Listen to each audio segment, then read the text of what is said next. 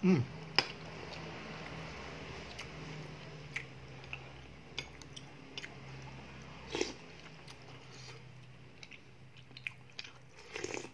Hmm. Wah.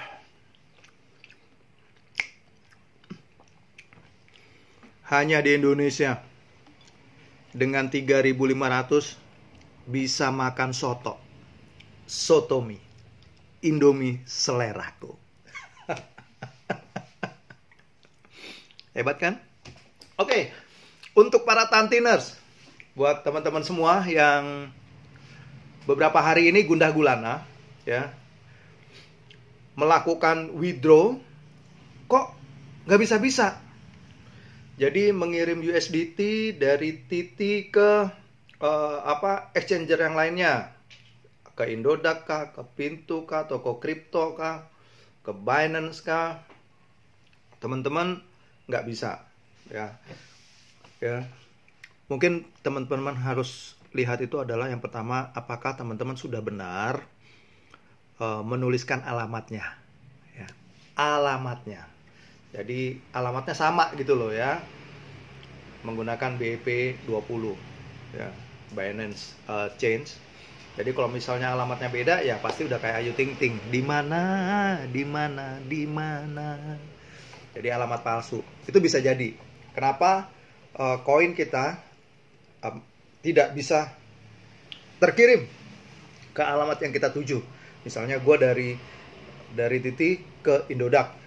Nah, gue harus cek dulu nih, bener nggak nih alamatnya nih. Kalau alamatnya nggak, gitu. Yang kedua, gue juga baru dapat informasi kenapa sih masalah penarikan belum diterima, karena sedang dilakukan proses. Nah, mungkin teman-teman sudah dapat ya broadcast message-nya bahwa saat ini sedang dilakukan proses.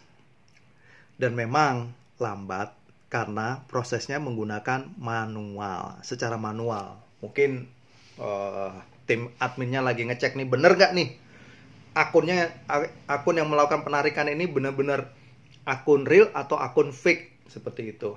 Nah, jadi itulah yang menjadi penyebab kenapa lambat sekali proses penarikan. Minum dikit bentar. Ya. Jadi teman-teman, itu dia kenapa proses penarikan jadi begitu lambat, karena sistem penarikannya itu dilakukan secara manual atau pemeriksaannya dilakukan secara manual. Mungkin ya itu tadi, lakukan verifikasi, cek ulang bahwa yang menarik ini adalah benar, bukan bot atau bukan fake gitu loh.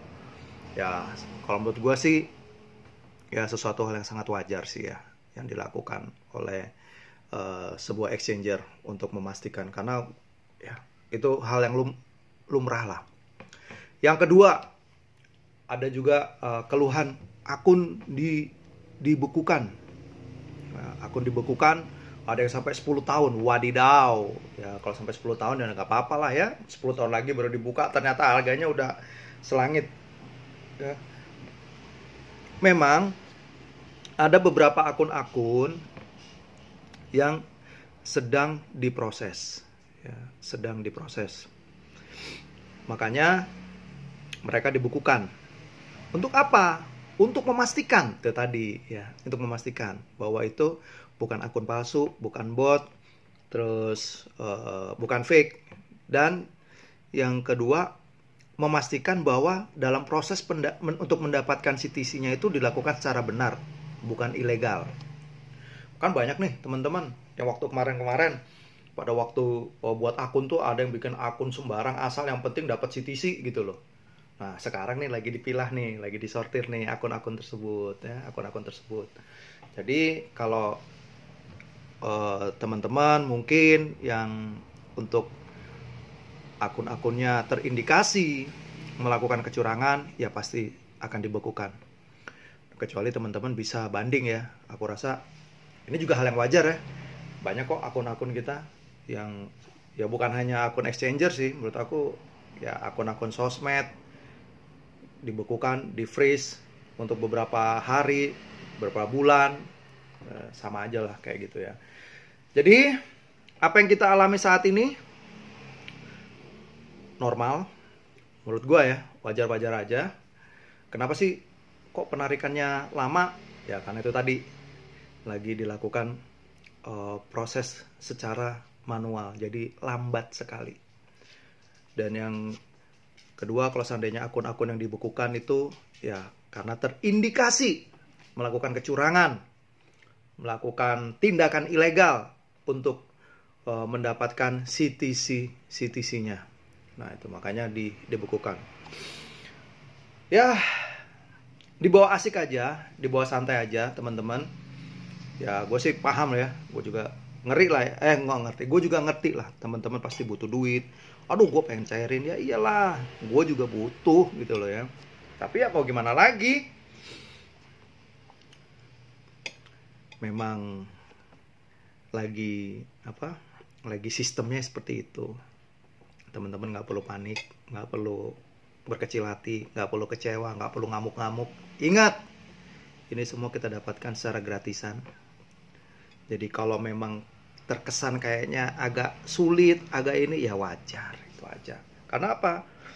Karena kadang di momen-momen seperti ini, banyak hal-hal yang gratisan ini banyak sekali yang memanfaatkan dengan cara-cara curang, dengan cara-cara yang tidak benar.